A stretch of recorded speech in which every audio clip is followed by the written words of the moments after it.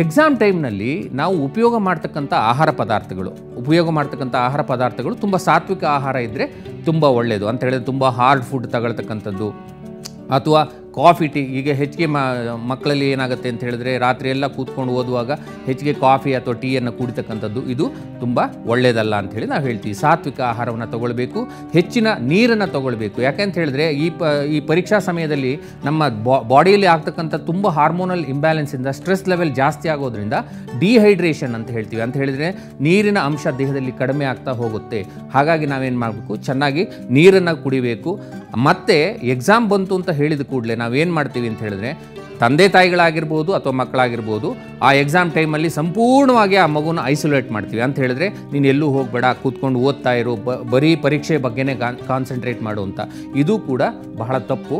ಪೋಷಕರು ಆ ಮಗುವಿಗೆ ಸ್ವಲ್ಪ ಸಮಯ ಎಂಟರ್ಟೈನ್ಮೆಂಟ್ ಅಥವಾ ಟಿ ವಿ ನೋಡ್ತಕ್ಕಂಥದ್ದಾಗಿರ್ಬೋದು ಅಥವಾ ಆ ಮಗು ಪುಸ್ತಕ ಓದೋದಾಗಿರ್ಬೋದು, ಆ ಸಮಯದಲ್ಲಿ ಸ್ವಲ್ಪ ಆಟ ಆಡಿ ಬರೋದಾಗಿರಬಹುದು, ಯಾವುದನ್ನು ಕೂಡ, ಅಥವಾ ಸ್ವಲ್ಪ ದೊಡ್ಡವರಾದರೆ ಧ್ಯಾನ ಅಥವಾ ಯೋಗ ಅಥವಾ ಮೆಡಿಟೇಷನ್ ಈ ಥರ ಮಾಡೋದು ಆಗಿರ್ಬೋದು, ಅದನ್ನು ಕೂಡ ಮಾಡೋದ್ರಿಂದ ಏನಾಗುತ್ತೆ ಅಂತ ಹೇಳಿದ್ರೆ ನಮಗೂ ಸ್ವಲ್ಪ ರಿಲ್ಯಾಕ್ಸ್ ಆಗ್ತಾ ಹೋಗ್ತೀವಿ. ಪೋಷಕರು ಇದನ್ನು ತುಂಬ ಚೆನ್ನಾಗಿ ಅರ್ಥ ಮಾಡ್ಕೊಳ್ಳಿ. ಬಹಳ ಮುಖ್ಯವಾಗಿ ಹೇಳ್ತೀನಿ, ಎಲ್ಲ ಮಕ್ಕಳಲ್ಲೂ ಕೂಡ ಒಂದು ಟ್ಯಾಲೆಂಟ್ ಅಂತಕ್ಕಂಥದ್ದು ಇರುತ್ತೆ. ನಿಮ್ಮ ಮಕ್ಕಳು ಬರೀ ಅಂಕ ಗಳಿಸುವುದೇ ಮುಖ್ಯ ಅಲ್ಲ, ಜೀವನದಲ್ಲಿ ಅಂಕ ಗಳಿಸುವುದೇ ಮುಖ್ಯ ಅಲ್ಲ. ನಮ್ಮ ಜೀವನ ಅಂತಕ್ಕಂಥದ್ದು ಅಂಕದ ಮೇಲೆ ನಿಂತಿಲ್ಲ. ಪರೀಕ್ಷೆಯಲ್ಲಿ ಬರೆದು ನಾವು ತೊಗೊಂಡಿರ್ತಕ್ಕಂಥ ಅಂಕಗಳು ಏನಿರ್ತೋದು ಕೇವಲ ಒಂದು ಸರ್ಟಿಫಿಕೇಟ್ ಆಗಿರುತ್ತೆ. ಆದರೆ ಅದು ಜೀವನಕ್ಕೆ ಮುಂದೆ ಆಗೇ ಬಿಡುತ್ತೆ, ಮಾರ್ಗದರ್ಶನವಾಗೇ ಬಿಡುತ್ತೆ ಅಂತೇಳಿ ನಾವು ಹೇಳಲಿಕ್ಕೆ ಬರಲ್ಲ. ಯಾಕೆ ಅಂತ ಹೇಳಿದ್ರೆ ಎಷ್ಟೋ ಜನ ಮೇಧಾವಿಗಳಾಗಿರಬಹುದು, ಅವರು ಜೀವನದಲ್ಲಿ ತುಂಬ ಓದಿದವ್ರಿಗಿಂತ ಕೆಳಮಟ್ಟದಲ್ಲಿ ಅವರು ಕೆಲಸ ಮಾಡ್ತಿರ್ತಾರೆ. ಹಾಗಾಗಿ ಓದು ಮುಖ್ಯ ಅಲ್ಲ, ನಮ್ಮ ಜೀವನ ಶೈಲಿ ಅಥವಾ ನಮ್ಮ ವ್ಯಕ್ತಿತ್ವವನ್ನು ನಾವು ಹೇಗೆ ರೂಪಿಸ್ಕೊಳ್ತೀವಿ ಅದು ಬಹಳ ಮುಖ್ಯ ಅಂತ ಹೇಳಿ ನಾವು ಹೇಳ್ತೀವಿ. ಹಾಗೆ ಈ ಸ್ಟ್ರೆಸ್ ಲೆವೆಲ್ ಬಂದಾಗ ನಾವು ಏನು ಮಾಡಬೇಕು, ತುಂಬ ಒತ್ತಡ ಆಗ್ತಿದೆ. ಉದಾಹರಣೆಗೆ ಎಷ್ಟೋ ಮಕ್ಕಳು ಹೇಳ್ತಾರೆ ಅಂತಂದರೆ, ನಾನು ಪರೀಕ್ಷೆಗೆ ಹೋಗ್ತೀನಿ ಡಾಕ್ಟ್ರೆ, ನಾನೆಲ್ಲ ಓದಿರ್ತೀನಿ, ಆದರೆ ಓದಿದ್ದೆಲ್ಲ ಏನಾಗುತ್ತೆ ಅಂತ ಹೇಳಿದ್ರೆ ಅಲ್ಲಿ ಹೋದ ಕೂಡಲೇ ಬ್ಲ್ಯಾಂಕ್ ಆಗಿ ಹೋಗ್ಬಿಡ್ತೀನಿ, ಅಂದರೆ ಮರ್ತು ಹೋಗ್ಬಿಡುತ್ತೆ ನನಗೆ ಅಂತ. ಯಾಕೆ ಈ ಥರ ಆಗುತ್ತೆ ಅಂತ ಹೇಳಿದ್ರೆ, ನಾನು ಹೇಳಿದಾಗೆ ನೀವು ತುಂಬ ಒತ್ತಡ ಕೊಟ್ಟಾಗ ಮೆದುಳು ನೀವು ಏನು ಓದಿರ್ತಿರಲ್ಲ ಅದನ್ನು ಯಾವುದನ್ನು ಸ್ಟೋರ್ ಮಾಡಲ್ಲ. ಅದು STM ಅಂತ ಹೇಳ್ತೀವಿ, ಶಾರ್ಟ್ ಟರ್ಮ್ ಮೆಮೊರಿಯಲ್ಲಿ ಸ್ವಲ್ಪ ಕೂತ್ಕೊಂಡ್ಬಿಟ್ಟು ಅದು ಡಿಲೀಟ್ ಆಗುತ್ತೆ. ನೋಡಿ, ನೀವು ಗಮನ ಇಟ್ಟು ನೀವು ಇಷ್ಟಪಟ್ಟು ಅಥವಾ ಅದನ್ನು ಅರ್ಥ ಮಾಡ್ಕೊಂಡು ಓದಿರ್ತಕ್ಕಂತಹ ಒಂದು ವಿಷಯ ಏನಿದೆಯಲ್ಲ, ಆ ವಿಷಯ ನಿಮಗೆ ಯಾವತ್ತೂ ಕೂಡ ಡಿಲೀಟ್ ಆಗಲ್ಲ. ಅದು ಎಷ್ಟು ದಿವಸ ಆದರೂ ಕೂಡ ನಿಮಗೆ ಮನಸ್ಸಿನಲ್ಲಿ ಅಥವಾ ಮೈಂಡ್ನಲ್ಲಿ ಇರುತ್ತೆ. ಯಾಕೆ ಇದನ್ನು ಹೇಳಿದ್ನಲ್ಲ, ಅಸಿಟೈಲ್ ಕೋಲಿನ್ ಅಂತ ಹೇಳಿ ಒಂದು ಪ್ರೋಟೀನ್ ಅಂಶ ಮೆದುಳಿನಲ್ಲಿ ಇರ್ತಕ್ಕಂಥದ್ದು, ಅದು ಒಂದು 30ರಿಂದ 40 ನಿಮಿಷಗಳ ಕಾಲ ನಾವು ಏನೇ ಒಂದು ವಿಷಯವನ್ನು ಕಾನ್ಸಂಟ್ರೇಟ್ ಮಾಡಲಿಕ್ಕೆ ಅದು ಸಹಾಯ ಮಾಡುತ್ತೆ. ಅದು ಖಾಲಿ ಆಯಿತು ಅಂತ ಹೇಳಿದ ಕೂಡಲೇ ಮುಂದೆ ನೀವು ಓದ್ತಕ್ಕಂಥ ಏನು ಪಠ್ಯದಲ್ಲಿ ಬರ್ತಕ್ಕಂಥ ಏನು ವಿಷಯಗಳು ಕೂಡ ನಿಮ್ಮ ಮೆದುಳಿನಲ್ಲಿ ಸ್ಟೋರ್ ಆಗೋದಿಲ್ಲ. ಹಾಗಾಗಿ ನೀವು ಏನು ವಿಷಯವನ್ನು ಓದ್ತೀರಾ ಅದನ್ನು ಅರ್ಥ ಮಾಡ್ಕೊಳ್ಳಿ. ಅರ್ಥ ಮಾಡಿಕೊಂಡು ಒಂದು 30ರಿಂದ 40 ನಿಮಿಷ ಒಂದು ಸಬ್ಜೆಕ್ಟನ್ನು ಓದಿ, ತದನಂತರ ಸ್ವಲ್ಪ ರೆಸ್ಟ್ ಕೊಡಿ. ಒಂದು ಅರ್ಧ ಗಂಟೆ ಆಗಿರಬಹುದು, 3/4 ಗಂಟೆ ರೆಸ್ಟ್ ಕೊಡಿ.